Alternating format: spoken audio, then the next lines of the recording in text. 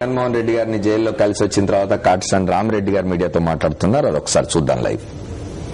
మనవాడు మనకు అండగా ఉన్నాడు సీమాంధ్ర ప్రజలకు అనే నాయకుడు, ఏకైక నాయకుడు అంటే జగన్మోహన్ రెడ్డి గారు కాబట్టి ఆయన నాయకత్వాన్ని బలపరుస్తా ఉన్నారు.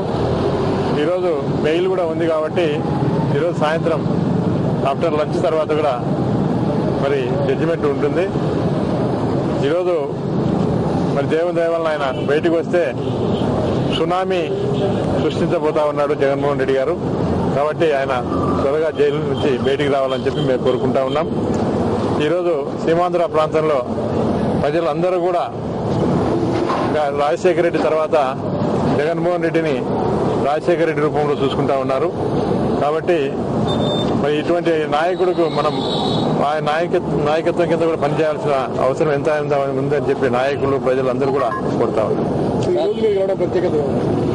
ఈరోజు ఇక్కడ కాంగ్రెస్ పార్టీ నుంచి వైఎస్ఆర్ పార్టీలో చేరిన తర్వాత మొదటిసారి జగన్మోహన్ రెడ్డి గారిని కలవడం జరిగింది. జగన్మోహన్ రెడ్డి గారిని కలిసి ఈ యొక్క సమైక్యాంధ్ర విషయం ఆయనకు చర్చించడం జరిగింది. అదేవిధంగా స్థానిక రాజకీయాల గురించి కూడా మాట్లాడడం జరిగింది. రేపు రాబోయే ఎన్నికల్లో జగన్మోహన్ రెడ్డి గారి నాయకత్వంలో మేమంతా కూడా పనిచేసి ఆయన ముఖ్యమంత్రిగా చూస్తామని చెప్పి కూడా తెలియజేస్తాం.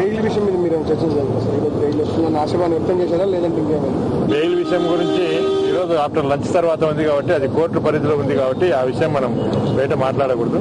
అందుకని మాట్లాడతాం.